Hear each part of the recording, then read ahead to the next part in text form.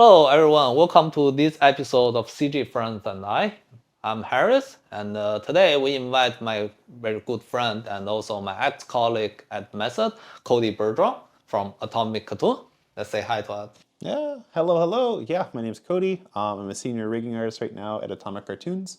I've been in the industry for about 6 years. Some of the studios I've worked at have been Method, and then also Atomic, again in a lighting department. And then I've also been at Framestore, and I've also been at Cinesite.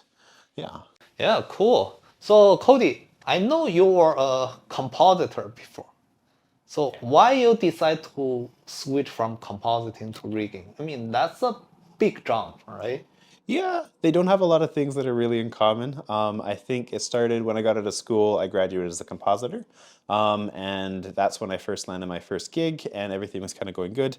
And then eventually, after I wrapped up my first project at Method working on Deadpool, I went over to Atomic to their lighting and compositing department. So the switch there is I wasn't just compositing, I was back kind of in 3D and Maya doing lighting as well as compositing.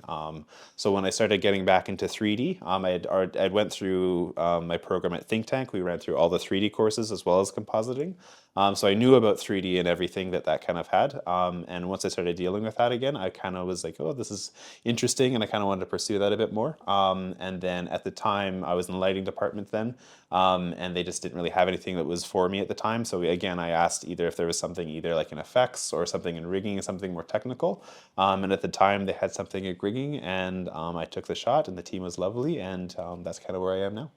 Yeah, cool. So have you ever thought about your decision? I mean, like, what if I failed? What if I cannot do great in this part? I mean, like, what if I did the wrong decision for make the jump?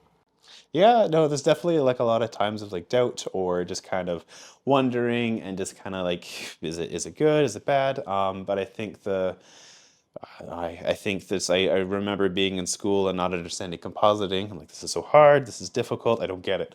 And eventually I got it. And the same thing with lighting, like this is hard, this is difficult, I don't get it. And eventually like I'd have the same thought when I'd be in rigging. I'm like, eventually this will pass. I just have to make sure that I'm doing the right steps to learn. And like worst case scenario, I always told myself, if this doesn't work, I could always go back. It wasn't that I was done with compositing forever. It's just that I was exploring something new and took the shot. Yeah, nice. So yeah, so I mean, like as you said, like you were on com and the lighting, but those stuff are pretty much nothing related to rigging, right? So have you faced any challenge before, and how you solve those? Yeah, they were very different. I think like the biggest thing I noticed is I went from shot work to asset work. And that was just like a different mindset of just like how ownership works and just how like handling things did. But yeah, I think there was a lot that I think when I was in compositing and lighting, there was a lot more color and a lot more just like artistic expression. And I think going over into rigging, there was a lot more technical aspects that were really fun, and just kind of like shifting my mindset of just it's not that I couldn't be artistic anymore. It's just like how I was going to be artistic shifted, same as like how I was going to be technical also shifted. Yeah. So, like I want to ask you how you learn those technical stuff. Yeah, Like lots of people say this is hard, right? it was hard. Yeah, I think when I was in school, I didn't really have a lot of technical knowledge, and I didn't learn in school so much because I was like, I'm going to be a compositor, and I learned enough to be a technical compositor, and then that has like a different toolbox than let's say a rigger does. So when I was switching departments and kind of exploring, I had a lot of help within my department, and they were all really wonderful to help support. But then there was a lot of times I'd be trying to learn things before I'd be going to work or after I'd be going to work. And also when I was at work, I'd ask different types of questions that were just kind of maybe just more curious than production focused. And everyone always had the time for me. And there was enough materials online that with both of those, I was able to kind of go back and forth and just kind of work with that. And I think something I noticed is like if I asked the same question to different people, I'd get a different answer. So which is good to learn, but very confusing at the start. Like, what's the right way? But it's good to get like a lot of sources with your questions. Yeah, nice. Yeah, so I mean, like you work in different type of studios, feature animation, TV animation, and also like a live action, those visual effects film, right? So what's the difference? What are they interested in you? I think the biggest difference is just kind of they all have different ways of production. And I think that I think speaking just for like specifically rigging, I think that the way we did rigs at, let's say, a TV studio, we had to do a lot of volume, a lot of character, a lot of assets, and they had to have like a certain standard where they all kind of had, if one was broken, 80 of them were broken, opposed to when I was going to, let's say, more feature and visual effects, there was less volume and less assets. Which allowed you to kind of break away from the chain a little bit more and kind of like solve it on your own. And if you found a fix that worked for one character, that's cool. And then you found a different fix that works for a different character, opposed to when you had a lot more characters, that one fix had to work for cool one character, then what about the other 79? So I think that was like the biggest switch from going back and forth, along with just kind of like the allotted time that you get for different assets, and the way that that's kind of handled. Yeah, nice. Yeah, so I mean, you're more like a animation background before you join Method, right?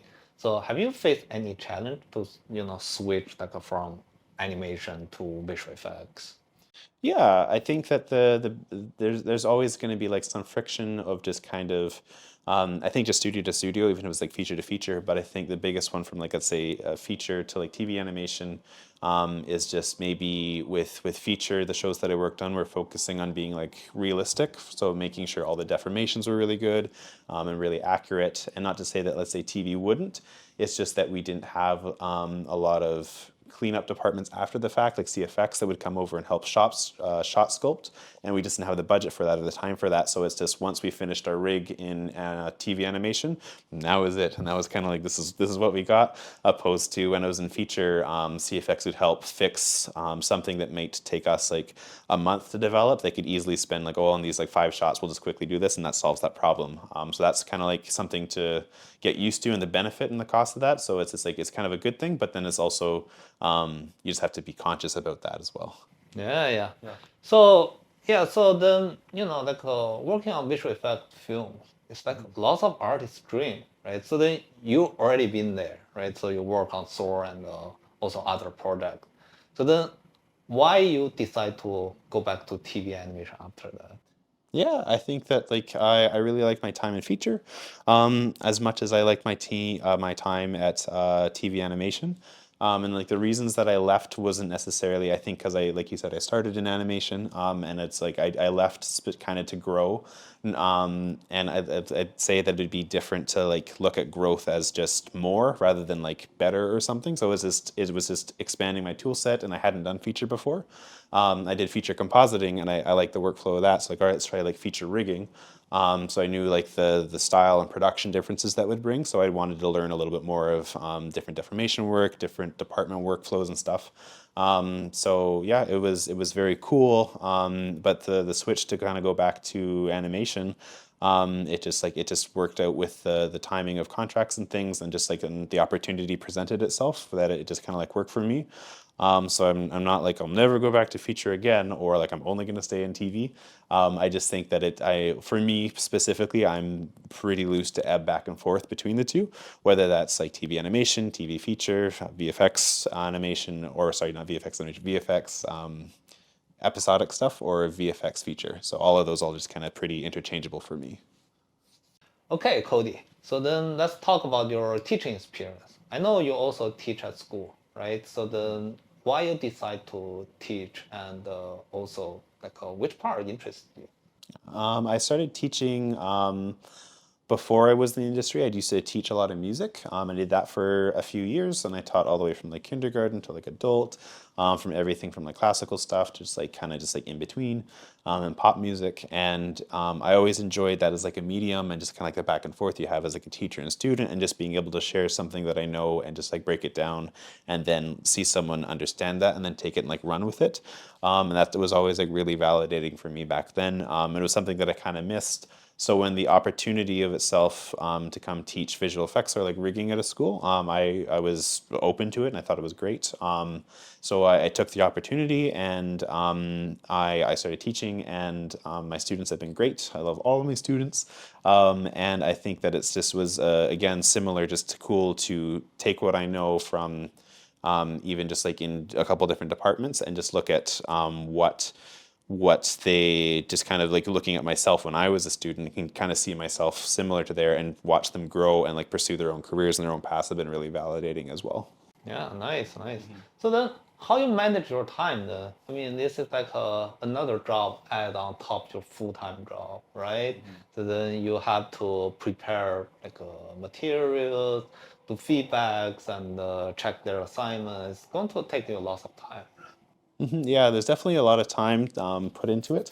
I think the biggest thing is trying to make sure that each job has its own separate times that I check in with it. So if I have like my studio time, nothing really affects that, and that's where I'm at. That's where my focus is, and that's good. As soon as that's done, I try and carve out like a little bit of time for like emails and just check-ins, either with the faculty or just with the students. And then I'll also have just the time that I'm actually teaching. And then again, I don't really let anything disturb that as well. So it's just being really structured with like what time belongs with what and not letting them intersect. But it's definitely a balancing act that like it ebbs and flows depending on the classes and students and job and productions and stuff. So it's always a balancing act, but it's just making sure that it's a healthy, balanced structure. Yeah, that's true. So then, which part do you think like is very important, but you see like this is like missing from lots of students today?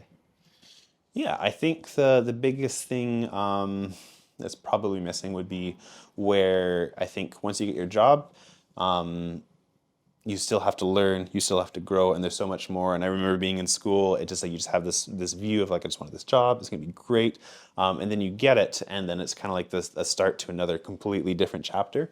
So I don't think a lot of people when I was in school talked about that, because especially I didn't know anyone that went from compositing to rigging. I know maybe some people went to like model and texture and maybe like moved a bit, but just like knowing how much, if you really want to change, you really want to change your just like what you do, you absolutely can if you put like the right hours in towards it.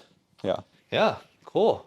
Yeah, so our time is almost the end, right? So then the last question, just if you have any advice or suggestions for our friends and students or junior artists, do you have anything? Yeah, I think the big thing again is just like to kind of keep learning at what's relevant to right now, because you can make a really cool demo reel for let's say 2003 or 2010, but it might not be what people are looking for. So I think it's really good to figure out what's in demand currently, and what rise of softwares are coming up, what rise of just like skill sets. So I think that just like as a student, if you're kind of like looking around, I think there's a lot of cool available materials online. But when I was a student, what I do is I just go over through job apps and just like company websites, and I just open a bunch of tabs and like, all right, what are the skills that are here that I could maybe grow, or what's like trending or what's cool. And I think that's the advice that we give, is just like try to see like what's in demand right now, and from whether it's like certain skill set, whether if that's like a department that you're kind of like passionate about. That would be my advice, is just to kind of look at what's in demand in the industry. Cool. Yeah, so this is the end of this episode. Thanks, Cody, and also thanks for everyone. I'll see you guys next time.